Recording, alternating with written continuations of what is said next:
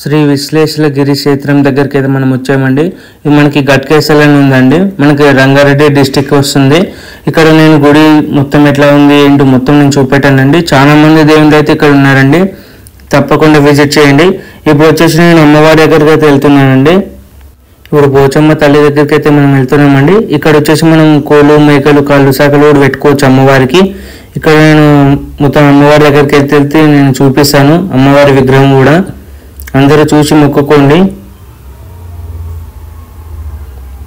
మనం నెక్స్ట్ చిత్తారమ్మ తల్లి దగ్గరికి అయితే వెళ్దామండి. అక్కడ కూడా నేను అమ్మవారిని చూపిస్తాను. అక్కడ మనకి పుట్ట కూడా ఉందండి, నేను పుట్టను కూడా చూపిస్తాను ఫ్రెండ్స్. ఇప్పుడు నేను పుట్ట దగ్గరికి అయితే వచ్చాను ఫ్రెండ్స్. ఇప్పుడు పుట్టనైతే నేను చూపిస్తున్నాను, అందరూ మొక్కుకోండి ఎల్లమ్మ తల్లికి. ఇప్పుడు మనకి ఎల్లమ్మ తల్లి విగ్రహం కూడా ఇక్కడ ఉందండి, నేను జూమ్ చేసి మరి చూపిస్తున్నాను. ఇక్కడ మనకి ఇప్పుడు అమ్మవారి దగ్గరికి అయితే వెళ్దామండి. ఇక్కడ నేను అమ్మవారిని కూడా చూపిస్తాను.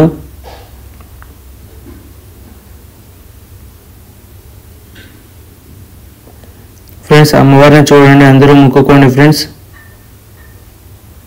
మనం శివయ్యని అయితే దర్శనం చేసుకోవడానికి అయితే వెళ్దామండి. ఇక్కడ చూడండి ఆంజనేయుడు కనిపిస్తున్నాడు. ఇక్కడ మనకి పక్కకి గోశాల కూడా ఉంటుందండి. గోశాల దగ్గరికి అయితే ఏమి వెళ్తానని నేను ఫస్ట్ మనం గుళ్ళకి అయితే వెళ్దాము. గుళ్ళకి వెళ్ళి ఇప్పుడు స్వామివారిని దర్శనం చేసుకుందాము.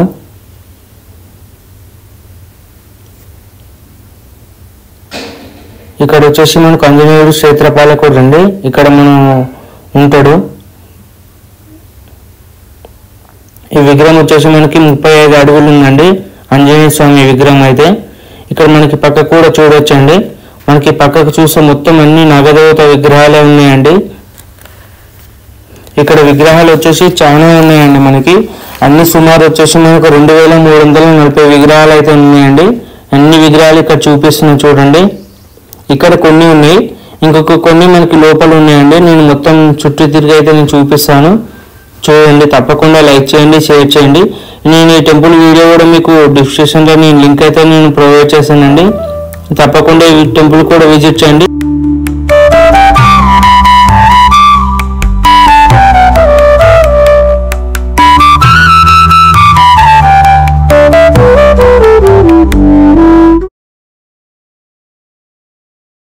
ఇప్పుడు మనం హనుమంతుని చూసాం కదండి. ఇప్పుడు మనం గుడి లోపలికి అయితే వెళ్దామండి. నేను ఎంట్రన్స్ దగ్గరికి అయితే వెళ్తున్నాను, గుడి దగ్గరికి. ఇప్పుడు మనం ఉన్నది గుళ్ళని, కాకపోతే ఏంటంటే మనకు ఎంట్రన్స్ ఉంటుంది కదండి దేవుళ్ళని దర్శనం చేసుకోవడానికి, ఆ ఎంట్రన్స్ దగ్గరికి అయితే వెళ్తున్నాను.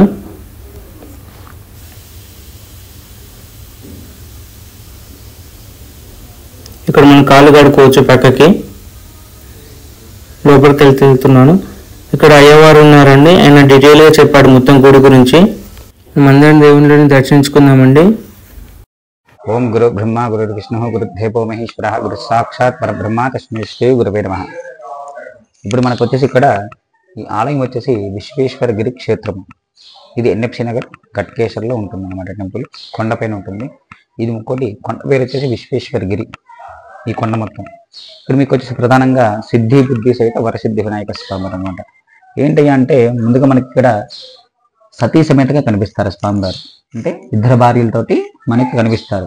ఇంకోటి ఏంటంటే గణపతి నవరాత్రిలో 9వ రోజు గణపతి కళ్యాణం చేస్తాం విశేషంగా. ఇంకోటి సంఘాట చతుర్థప్పుడు గణపతి వారికి విశేష అభిషేకము ఇంకా అర్చనలు జరుగుతూ ఉంటాయి సాయంత్రం పూట. మనకి ఇట్లా పెట్టారు కదా, ఇది వచ్చేసి మూషిక వాహనం అండి. ఇది వచ్చేసి మనకి బలిపీఠము. ఇది వచ్చేసి మనకి శ్వేతార్క గణపతి, అంటే జిల్లేటి చెట్లో ఏరు అలా వస్తుంది అనమాట. 200 సంవత్సరాలకు ఒకసారి అలా ఏరు మనకి గణపతి లాగా మారుతూ ఉంటుంది. ఓకే, ఈ చెట్టు గణపతి చేంజ్ అవుతుంది. అవునండి, ఆయన శ్వేతార్క గణపతి అంటాం. నేను స్టార్టింగ్ రాగానే ఏంటి ఇది ఇట్లా ఉంది, చెట్టు ఏంది ఇట్లా పెట్టారని నేను అనుకున్నాను యాక్చువల్లీ. ఇది వచ్చి మనకి జిల్లేటి చెట్లో వస్తుంది అనమాట. అది కూడా 200 సంవత్సరాలకు ఒకసారి మనకి చెట్టు ఏరు గణపతి లాగా మారుతుంది. ఇగోండి ఇది రూపం అనమాట. గణపతి ఏకదంతం, కింద పొట్ట కాళ్ళు ఉంటాయి. ఇగోండి ఇది పొట్ట, కింద కాళ్ళు ఉంటాయి అనమాట. ఓకే, కాళ్ళు మనకి లోపలికి వెళ్ళాయి అనమాట. ఇక్కడ మీకు వచ్చేసి 4 యుగాలు గురువులు అనమాట. మనకి కృత, ద్వాపర, త్రేత, కలియుగానికి. ఇక్కడ వచ్చేసి ఆది శంకరాచార్యులు, దక్షిణామూర్తి, రాధాకృష్ణులు, ఇంకా దత్తాత్రేయుడు, వ్యాస మహర్షి. వీళ్ళు మనకి 4 యుగాలకి 4 గురువులు అనమాట. రండి, ఇక్కడ మీకు వచ్చేసి గణపతి వారి కూతురు సంతోషి మాత. సంతోషం. సంతోషి మాత. ఈయనేంటి మా సంతోషానికి కారణం అంట. మనం ముఖ్యంగా కావాల్సిన ఇంట్లో ఏంటిది? సంతోషం కావాలి. ఆ సంతోషం ఉంటే మనశ్శాంతిగా బతుకుతూ ఉంటారు. వాటిని అందజేస్తుందండి సంతోషి మాత. ఇంకొకటి మనకి ఏంటంటే నార్త్ సైడ్ బాగా కొలుస్తారు అమ్మవారిని, సౌత్ సైడ్ తక్కువ. నార్త్ సైడ్ బాగా కొలుస్తారు సంతోషి మాత అంటే చాలా మందికి తెలుసు, కానీ కొంచెం సౌత్ సైడ్ కొంచెం తక్కువ కొలుస్తూ ఉంటారు అన్నమాట. శుక్రవారం ఇప్పుడు ఉద్యాపనలు అన్ని చేస్తూ ఉంటాను అమ్మవారికి. అమ్మవారి పూజ చేస్తే కూడా చాలా మంచిదని, చాలా మంచిది, చాలా మంచి జరుగుతుంది. మీకు అనుకున్న కోరికలు కూడా బాగా తీరుతూ ఉంటాయి. ఇక్కడ మీకు వచ్చేసి అభయాంజనేయ స్వామి వారు. ఇక్కడ మీకు వచ్చేసి దక్షిణ భాగం ఆంజనేయ స్వామి. ఈయన దక్షిణ భాగాన్ని చూస్తుంటారు. ఇంకా వెనక భాగం 150 సంవత్సరాల ప్రసన్నాంజనేయ స్వామి ఉన్నారనమాట. 150 సంవత్సరాలు ఆయన గారికి అండి. ఈ గుడి కట్టక ముందే స్వామివారు ఒక చోట ఉంటే ఎడ్ల బండి మీద వెళ్ళి తీసుకొని వచ్చామన్నమాట. తీసుకొని వచ్చి ఇక్కడ ప్రతిష్టాపన చేశాము. ఎడ్ల బండి మీద ఇక్కడ తీసుకొచ్చామన్నమాట. ఇక్కడ తరలించి ఇక్కడ తీసుకొచ్చి ప్రతిష్టాపన చేశాం. ఆయనకి 150 సంవత్సరాలు. ఆయన తూర్పు భాగానికి ఉంటారన్నమాట. ఇక్కడ మీకు బయట కూడా పంచముఖ ఆంజనేయ స్వామి చూపించాం స్టాచ్యూ. అది వచ్చేసి పశ్చిమ భాగానికి ఉంటారు ఆయన. ఈ దేవాలయం మొత్తానికి క్షేత్రపాలకుడు ఆయన. ఆంజనేయ స్వామి వారి మన గుడి మొత్తానికి క్షేత్రపాలకుడు అనమాట. ఇక్కడ విశేషం ఏంటంటే ఈయన దక్షిణ భాగానికి ఉంటారు, ఆయన తూర్పు భాగానికి. ఇదే ఒక విశేషం. ఇంకొకటి హనుమత్ వ్రతం అంటే మనకి మాఘమాసంలో చేస్తాము. హనుమంతుడి కళ్యాణం కూడా చేస్తాము. ఇక్కడ సువర్చల సైత అభయాంజనేయ స్వామి వారి కళ్యాణం కూడా చేస్తాము. కళ్యాణం చేస్తారా? మామూలు అమ్మవారి అయ్యవారి చేస్తారు, కానీ ఆంజనేయుడిది చేయడం చాలా తక్కువ విశేషం. ఇక్కడ చూసుంటారు మీరు, సాక్షాత్ సూర్య భగవానుడి కూతురు సువర్చల అమ్మవారు. ఈయన వచ్చేసి శివుడు. శివుడి నుంచి వచ్చే ఆంజనేయ స్వామి వారు అన్నమాట. ఆ సువర్చల ఎవరో కాదు, సాక్షాత్ పార్వతీ అమ్మవారు. అలా హనుమంతుల వారికి సువర్చల అమ్మవారికి కళ్యాణం జరిగిందన్నమాట. ఇక్కడ మీకు వచ్చేసి ప్రత్యంగిరాదేవి. ఇవి వచ్చేసి చూడాల్సింది, చాలా చూడదగ్గ ప్లేస్ అండి ఇది. ఇంకోటి ఏంటంటే ఇవి రాశి గంటలు అంటారు, 1 నుంచి 12 వరకు.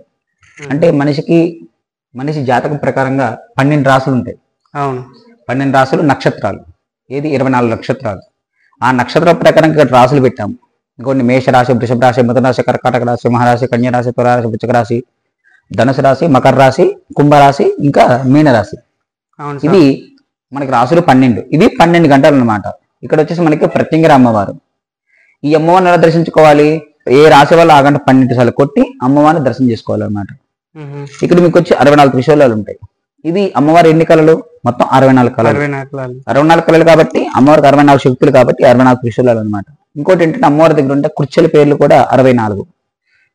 పునః కృత్య అంటే కుర్చీలు అంటే అమ్మవారి దగ్గర ఉండే శక్తులు. అంటే ఎవరికైనా ఏమైనా జరిగినా వాళ్ళ మీదకి పంపించటం, వాళ్ళని నిర్మూలన చేయటం. బ్లాక్ మ్యాజిక్ జరిగినా వాళ్ళని నిర్మూలన చేసుకోవచ్చు కుర్చీని పంపించి హోమం ద్వారా. మనకేమైనా నరదిష్టి బాధలున్నా, దిష్టి బాధలున్నా, కనుదిష్టి బాధలున్నా, ఇంకేమైనా శాంతి బాధలున్నా, గ్రహ బాధలున్నా, ఏమైనా భయాలున్నా, ఇంకేమైనా సంథింగ్ ఏమైనా జరిగినా కూడా అమ్మవారు దానికి నిర్మూలన చేస్తారన్నమాట ప్రత్యంగిరాదేవి. అందుకే మనకి ప్రతి అమావాస్య నాడు ప్రత్యంగిర మాత హోమం చేస్తాము. అది కూడా ఎండుమిర్చి, నల్ల మిరియాలు, తెల్లావాలు, నల్లావాలు, వెల్లుల్లి వీటితోటి హోమం ఉంటుంది అమ్మవారికి విశేషంగా. మనకి ప్రతి అమావాస్యలో చేస్తాము. 9:30 మొదలు పెడతాము, మధ్యాహ్నము 12:30 గంట అవుతుంది హోమం వేసరికి. ఇంకా భక్తులచే ఉత్సవ విగ్రహానికి భక్తులచే అభిషేకం ఉంటుంది. ఇది 9:30కి. 9:30 నుంచి 10:30 వరకు అభిషేకం ఉంటుంది. 10:30కి హోమం స్టార్ట్ చేస్తాము. 10:30 నుంచి 12:30 వరకు హోమం ఉంటుంది మూల మంత్రంతో. స్వామి, ఇప్పుడు మనకి అభిషేకం కాకుండా నామలు వచ్చి కూడా మనం అభిషేకం చేయించుకోవచ్చు. అది కూడా మీకు విశేషంగా ఎప్పుడైనా శుక్రవారము, మంగళవారము, ఇంకేమైనా విశేషం కావాలి అంటే గురువారము, ఇంకే విశేషం కావాలి అంటే అష్టమిలో స్వాతి నక్షత్రం వస్తే ఇంకా మంచిది. అమ్మవారి తిథులు వచ్చేసి నవమి, పాడ్యమి, పౌర్ణమి, అమావాస్య. ఇవి చాలా విశేషం.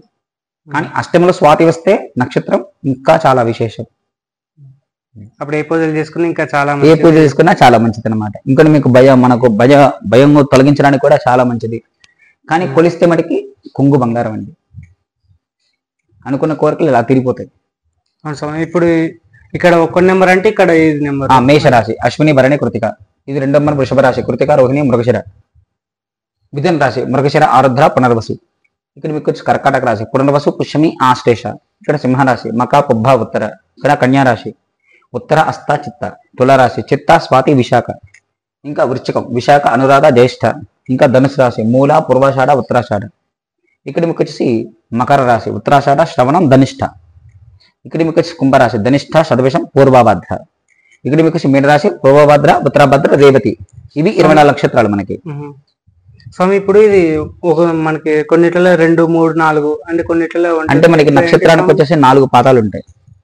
నక్షత్రానికి ప్రతిదానికి 4 పాదాలు ఉంటాయి. ఇక్కడ మీకేమొచ్చింది మేషరాశిలో అశ్విని భరణి కృతిక. ఇక్కడ 1వ పాదం ఉంది. ఇక్కడ నుంచి మనకి 2వ పాదం మొదలవుతుంది. అంటే కృతిక 2వ పాదం 2, 3, 4. ప్రతి నక్షత్రానికి 4 పాదాలు ఉంటాయి. 4 పాదాలు ఇక్కడ మనకి కృతిక వచ్చింది కాబట్టి వృషభ రాశికి మారిపోద్ది అనమాట. మళ్ళీ నెక్స్ట్ అంటే 2వ పాదంకి వృషభ రాశి వస్తుంది అనమాట. 2, 3, 4 కృతిక. ఇక్కడ మీకు మళ్ళీ రోహిణి మొదలైంది. ఇక్కడ చూడండి 1, 2, 3, 4 పాదాలు ఉన్నాయి ఇక్కడ. మళ్ళీ ఇక్కడ ఏమొచ్చింది మృగశిర. ఇక్కడ ఎన్ని పాదాలు ఉన్నాయి 1, 2 అంటే 1, 2 అంటే మిథున రాశికి మారిపోద్ది. మళ్ళీ మృగశిర 3వ పాదానికి మిథున రాశికి మారిపోద్ది అనమాట. అలా 3, 4 అర్థమైందా. ఇక్కడ పేర్లు ఉన్నాయి చూడండి వేవో అంటే 1, 2 పాదాలు వేవో. ఇక్కడ 3, 4 కాకి. అలా మన పేర్లు పెట్టుకోవచ్చు అనమాట చిన్నపిల్లలకి. జాతర ప్రకారం అయితే ఇట్లా చూసుకోవచ్చు. ఇక్కడ ఏంటంటే రాశి గంటలు అనమాట. అలా కూడా చూసుకొని మన గంట 12 సార్లు కొట్టాలి. అమ్మనప్పుడు దర్శనం చేసుకోవాలన్నమాట. ఓకే ఇక్కడ చూసుకున్న వాళ్ళు ఇక్కడికి వచ్చి గంట కొన్ని గంటలు ఏదైనా ఒక గంటే ఏ రాశి వల్ల ఆ గంట కొట్టాలి. 12 సార్లు కొట్టి అమ్మవారిని దర్శనం చేసుకోవాలన్నమాట. అంటే నామాలు ఏంటంటే మనం కొడితే 5 సార్లు లేకుంటే 3 సార్లు లేదు. ఈ అమ్మవారికి 12 సార్లు. ఈ అమ్మవారికి 12 సార్లు. ఇంకోటి శ్రీచక్రము అమ్మవారిది. ఇక్కడ మీకు వచ్చేసి అమ్మవారు మూల విరాట్ ప్రత్యంగిరాదేవి. ఇక్కడ మీకు వచ్చేసి రాధాశ్యామల వారాహి ప్రత్యంగిరాదేవి. ఇక్కడ స్వామి అమ్మవారి కంటే గంభీరంగా కనిపిస్తుంది. మళ్ళీ ఇక్కడ మీకు వచ్చేసి అలివేలు మంగా పద్మావతి సహిత కళ్యాణ వెంకటేశ్వరుడు. ఓకేనా. ఇక్కడ మీకు వచ్చేసి అలివేలు మంగా పద్మావతి సహిత కళ్యాణ వెంకటేశ్వర స్వామి. ఈయన కళ్యాణ వెంకటేశ్వర ఎలా వచ్చిందంటే ఎవరికైనా పెళ్లి జరగకపోయినా కళ్యాణం కనుక చేయించుకుంటే తప్పకుండా కళ్యాణం జరుగుతుందని ఒక ప్రతీతి. ఈ స్వామివారికి ప్రతి శుక్రవారం నాడు స్వామివారికి అభిషేకాలు అర్చన జరుగుతూ ఉంటాయి. విశేషంగా భక్తులు కూడా వస్తూ ఉంటారు. అందుకే మనకి కలియుగానికి మెయిన్ హెడ్ అనమాట స్వామివారు. కలియుగానికి మెయిన్ హెడ్ అండి వెంకటేశ్వర స్వామి వారు. శని బాధల నుంచి కూడా బయటపడిపిస్తారు స్వామివారు. అంత విశేషకర్త. ఇక్కడ మీకు వచ్చేసి గరుడ స్వామివారి వాహనం అన్నమాట. ఇక్కడ మీకు వచ్చేసి శివ పంచాయతనము. నైరుతి భాగన గణపతి, వాయువు భాగన అమ్మవారు, ఈశాన్య భాగన విష్ణుమూర్తి, ఆగ్నేయ భాగన సూర్య భగవానుడు. ఇక్కడ వచ్చేసి మధ్యలో పరమశివుడు. మనకేంటి ఇది శివాలయం కాబట్టి శివ పంచాయతనం. మనకి ఉన్నాయి 2 పంచాయతనాలు. ఒకటి విష్ణు పంచాయతనం, ఒకటి శివ పంచాయతనం. మనకి శివాలయం కాబట్టి శివ పంచాయతనం. మనిషి బ్రతకున్నాక ఒక్కసారి శివ పంచాయతనానికి అభిషేకం చేయించుకోవాలట. దీనికి విఘ్నేశుడు దేనికర్త సిద్ధి బుద్ధి. అమ్మవారు శక్తికర్త. విష్ణుమూర్తి జగన్నాటక సూత్రధారి. ఈయన ఆరోగ్యకర్త సూర్య భగవానుడు. పరమశివుడు ఐశ్వర్యకర్త. ఈ 5 ఉంటే మనిషి ఎక్కడున్నా బతకవచ్చు. ఇక్కడ మీకు వచ్చేసి నందీశ్వరుడు వీరభద్రుడు. రండి ఇక్కడికి వెళ్దాం. ఇక్కడ మీకు వచ్చేసి కృత ద్వాపర త్రేత కలియుగానికి 4 లింగాలు. మొత్తం 5 లింగాలండి. మనకి రత్నలింగం అంటే రసలింగం అంటే కృతయుగం. రసలింగం అంటే మనకి మెర్క్యూరీ అంటే పాదరసలింగం. అది మన కృతయుగానికి లింగం అన్నమాట. ఇంకోటి వచ్చేసి త్రేతాయుగం. త్రేతాయుగం అంటే రత్నలింగాలు. గోమేదిక మరకత. మరకత మధ్యలో ఉంచుటండి అది మరకత. ఇది గోమేదిక లింగం. అది వచ్చేసి మనకి దేనిగానికి త్రేతాయుగానికి. నెక్స్ట్ ద్వాపరయుగం. ద్వాపరయుగం అంటే స్ఫటికలింగం. లాస్ట్ వన్ అది స్ఫటికలింగం అన్నమాట. ఇప్పుడు మన కలియుగం కాబట్టి పంచలోహానికి అంటే పంచలోహ లింగార్చన. పంచలోహ లింగాన్ని కనుక చేసుకుంటే ఈ కలి బాధల నుంచి ఈ శాంతి బాధల నుంచి కొంత బయటపడచ్చు అనమాట. మన కలియుగంలో ఇలాంటి గొడవలు లేకుండా సుఖంగా బతుకుతూ ఉంటారు జనాలు. అక్కడ మీకు వచ్చేసి రాధాశ్యామల అమ్మవారు. అవును స్వామి. ఇది నేను ఇక్కడ మరకత శివలింగం అనే మనకి కనిపించడం చాలా తక్కువ, చాలా రేర్ అండి. నేను మరకత శివలింగం అయితే లాస్ట్ టైం ఒక వేరే టెంపుల్ దగ్గరికి వెళ్ళాను, అక్కడ చూశాను మరకత శివలింగం. సెకండ్ వన్ ఇక్కడనే చూశాను నేను. అవునండి, హైదరాబాద్ అంటే అక్కడ శివుడు అయితే మనకి బ్రహ్మసూత్రంతో ఉన్నాడు. బ్రహ్మసూత్రంతో ఉంటారు, కానీ ఈయన గారి బ్రహ్మసూత్రం లేదు. ఈయనకన్నా కూడా కాశీ నుంచి తెప్పించాము. అవి 4 లింగాలు కూడా కాశీ నుంచి వచ్చింది. ఇంకోటి పుణ్య నదుల్లో కూడా స్నానం చేసిన శివలింగాలు అవి. ఇక్కడ మీకు వచ్చేసి ధర్మశాస్త్ర అయ్యప్ప, శివుడి వారి 3వ కొడుకు. ఇంకోటి మన కలియుగానికి మెయిన్ కలియుగ పురుషుడు అంటారు ఎన్ని. ఇంకోటి ఏంటంటే శని బాధలు, దిష్టి బాధలు, భూత గణాధిపతులు అంటారు. ఎందుకు? భూత ప్రేతాలు పిశాచాలు కూడా ఆయన గారి అధీనంలో ఉంటాయి. ఏ మహాభక్తుడైతే ఆయన చుట్టూ 11 ప్రదక్షిణాలు కనుక చేసి కనుక తిరుగుతూ ఉంటాడు, రోజు అయ్యప్ప స్వామి దర్శనం చేసుకుంటూ ఉంటాడు, వాళ్ళ ఇంటికి భూతాలు ప్రేతాలు రావట. ఆయన నా భక్తుడు, ఆయన దగ్గరికి వెళ్ళొద్దు అని చెప్పగానే ఆగిపోతారట అటువంటి. ఆయనకి అందుకే భూతనాథుడు అంటారు ఆయన. అయ్యప్ప అంటేనే భూతనాథుడు. చాలా ఇదండి. ఇక్కడ మీకు వచ్చేసి వల్లి దేవసేన సమేత సుబ్రహ్మణ్యేశ్వర స్వామి వారు.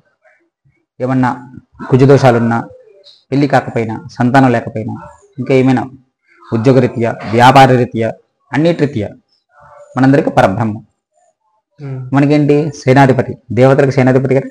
మనకి ఏమన్నా ఆపద వచ్చినా ముందుగా ఎవరు నిలబెడతారు? సుబ్రహ్మణ్యేశ్వర స్వామి. ఆయన గారు మనకి నిలబెడతారు అన్నమాట ముందుగా ఏదైనా ఆపద వస్తే. అందుకని పరబ్రహ్మం అంటారు. మనం ఏదైనా పూజ మొదలు పెట్టి ముందు ఎవరికి నమస్కారం పెడతాము? ఏంటంటే గణపతి నమస్కారం పెట్టుకుంటా అనుకుంటాం. గణపతి కుమారస్వామికి నమస్కారం పెడతారు. ఎందుకంటే మనకి దీపారాధన చేస్తాం మొదట దీపారాధన చేస్తాం. ఆయనే కుమారస్వామి వారు అనమాట. ఆ దీపారాధన కుమారస్వామి. మరి పూజ ఎండింగ్ మనకి హారతి ఇస్తాం కదా, హారతి కూడా కుమారస్వామి వారు అనమాట. పూజ మొదలు పెట్టే ముందు ఆయనకి నమస్కారం పెడతాం, పూజ ఎండింగ్ కూడా ఆయనకి నమస్కారం పెడతాం. కానీ ప్రథమ పూజ్య గణపతి. అన్ని ఇప్పుడు ఏది చేసినా గానీ ఫస్ట్ గణపతికి మనం పూజ చేసి మొదలు పెడతాం. కానీ ముందు దీపారాధన చేయాలి కదా. దీపారాధన చేసి ఏ పని మొదలు పెట్టాం కదా. అవును, ఆ కర్త ఈయన అనమాట. ఇంకోటి సర్పదోషాలు, కాల సర్పదోషాలు. ఇంకోటి వివిధ కాల సర్పదోషాలు. మొత్తం 27 రకాలు ఉన్నాయి సర్పదోషాలు. దాంట్లో ప్రథమం కాల సర్పయోగం. వాటిని కూడా నివారణ చేస్తారండి స్వామి గారు. ఇక్కడ మీకు కాళీ కుండలిని, అమ్మవారి ద్వారపాలకులు. కాళీ కుండలిని. ఇక్కడ మీకు వచ్చేసి మహాలక్ష్మి, మహాసరస్వతి, రాజరాజేశ్వరి అమ్మవారు.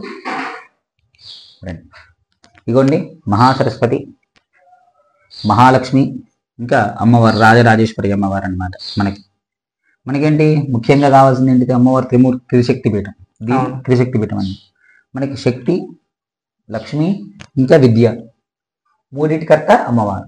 అన్నిటిని అందజేస్తారన్నమాట. ఇక్కడ మీకు వచ్చేసి కాలభైరవుడు, నందీశ్వరుడు.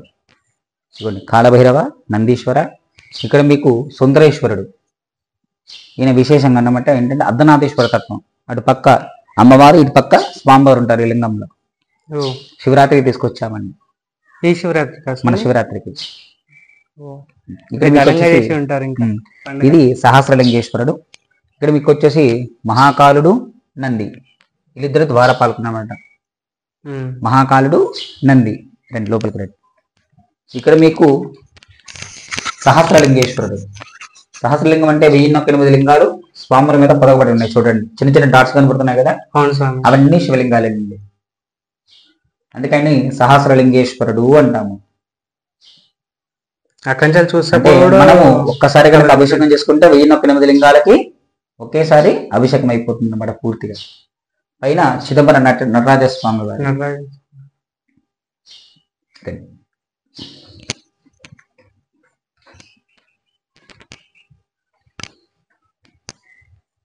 ఇక్కడ వచ్చేసి బాలకుమార స్వామి. చిన్న పిల్లవాడి రూపంలో ఉంటారు. చిన్న పిల్లవాడి రూపం.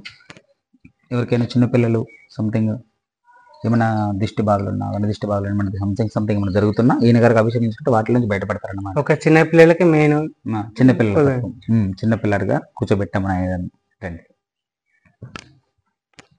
ఇక్కడ మీకు వచ్చేసి రమా సహిత సత్యనారాయణ స్వామి వారు, సీతా సమేత రామచంద్ర స్వామి. ప్రతి పౌర్ణమికి సత్యనారాయణ సమర్థలు అయితే సామూహికంగా ఇంకా రాముల వారి కళ్యాణం జరుగుతుంది శ్రీరామనవమి రోజు.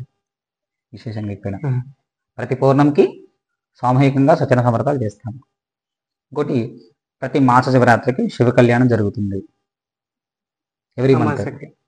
ఎవ్రీ మంత్లో చతుర్దశి ఆనాడు మనకి శివ కళ్యాణం ఉంటుంది మహాశివరాత్రి రోజు. రండి.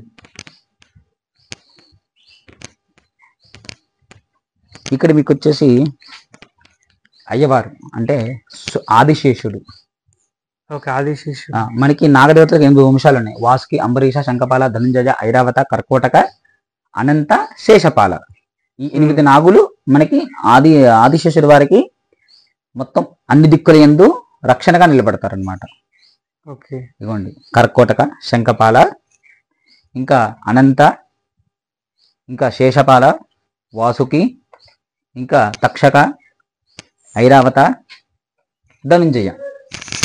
ఈ 8 నాగులు స్వామివారికి పత్ని పుత్ర పరివార సమేతంగా నిలబెడతారు. అంటే వాళ్ళ పత్ని, వాళ్ళ పుత్రులు, వాళ్ళ పరివారం, సేనాధిపతి, వాళ్ళ మొత్తంగా పరివారంతో సహా తూర్పు, అగ్ని, దక్షిణం, ఇంకా నైరుతి, ఇంకా పశ్చిమం, ఇంకా వాయువ్యం, ఉత్తరం, ఈశాన్యం, 8 దిక్కులు ఎందుకు కూడా ఆయన గారికి రక్షణగా నిలబెడతారు వీళ్ళు.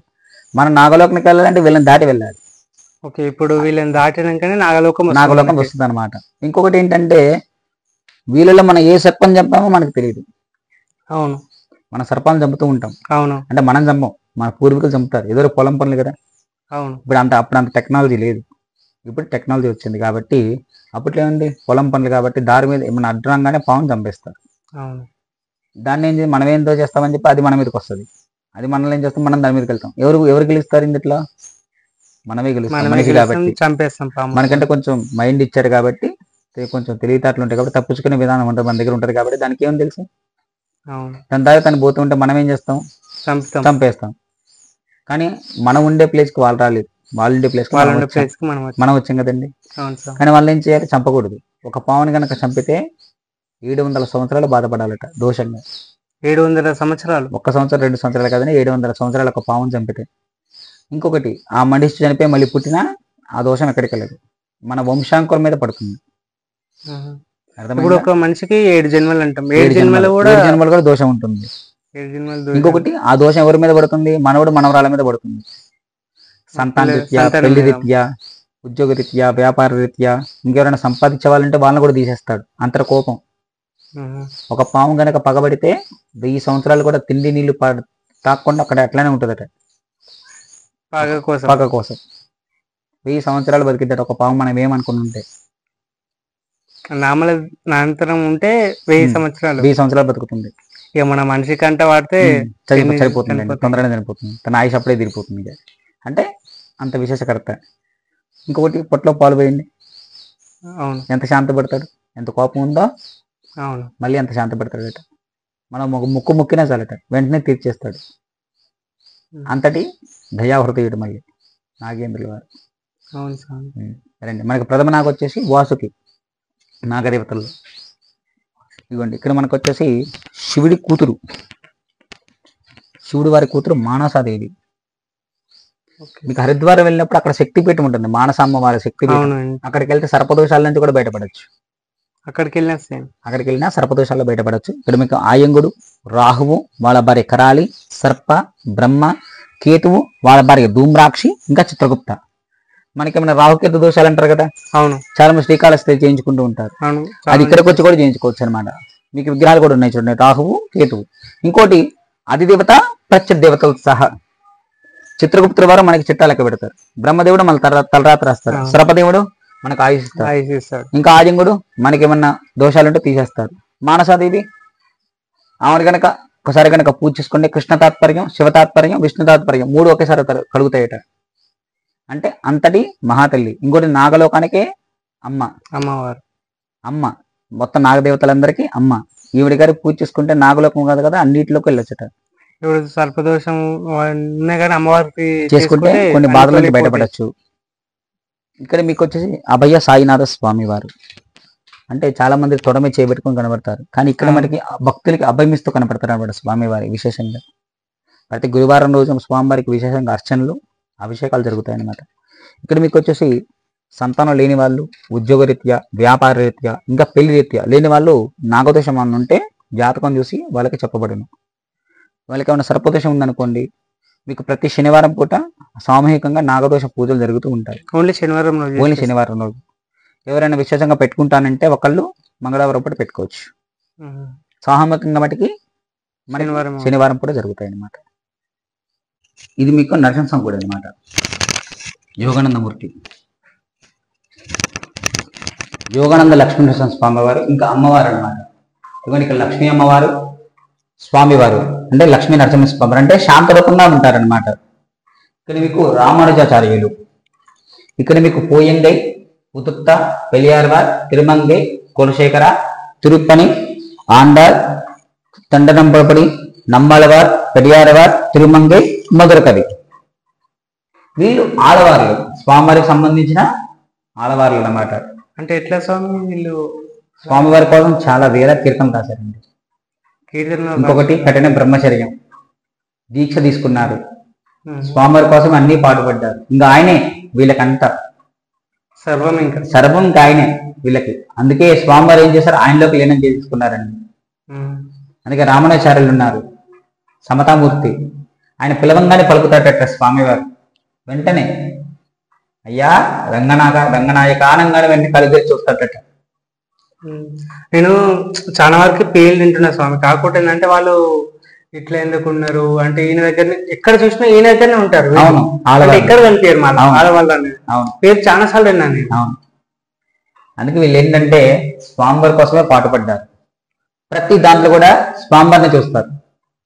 ప్రతి దాంట్లో కూడా ఇంకా ఆయనే, వాళ్ళ సర్వస్వం మొత్తం ఆయనేనండి, ఇంకేది ఉండదు. ఆయన నామస్మరణే పొద్దున్న లేచిన కానుంచి కొన్ని వేల కీర్తనలు రాశారు ఆయన కోసం. కొన్ని వేల మంత్రాలు అన్నిటినీ రాసించారండి. నేను చాలాసార్లు కొన్ని గుళ్ళలో కూడా చూసినాను, స్వామివారు వచ్చిందంటే పక్క పంట కూడా వీళ్ళు కూడా ఆడవాళ్ళు. కొంతమంది అంటే విగ్రహాలు చేసి వీళ్ళ విగ్రహాలు కూడా కంపల్సరీ చేస్తారు. ఎక్కడైనా సరే ఒక్క విగ్రహం అని కనీసం ఉంటారు. అవును, ఖచ్చితంగా రామానుజాచార్యులు. ఇక్కడ మీకు వచ్చేసి గరుడ, సుదర్శన చక్రం. ఆయన మెయిన్ ఆయుధం స్వామివారికి. ఈయన గరుడ, ఆయన గారు వాహనం. అవును స్వామి. ఇది గుడి అంటారు మొత్తం. ఇప్పుడు ఇక్కడ స్వామి వెలిచి ఎన్ని సంవత్సరాలు స్వామి? స్వయంభు కాదండి, ప్రతిష్టాపన. ఓకే, ఇక్కడ ఉన్న అందరూ జీవ ప్రతిష్ట. కానీ ఏంటంటే ఈ ప్రతిష్ట కూడా ఎలా చేశారు అంటే ఆత్మ సంతృప్తిగా చేశారనమాట. అంటే మనస్ఫూర్తిగా. మీ గుడికి రండి, ఎంత ప్రశాంతత పొందుతారో చూడండి వచ్చి ఒకసారి. ఇప్పుడు మీకు అనుకున్న కోరికలు కూడా మీకు ఒక 4-3 నెలల్లోనే తిరిగిపోతాయి. ప్రతి దాంట్లోంచి బయటపడతారు. మీ అనుకున్న కోరిక పెట్టుకోండి, చూడండి, తీరకపోతే అడగండి, కావాలి అంటే వెంటనే తీర్చేస్తారు.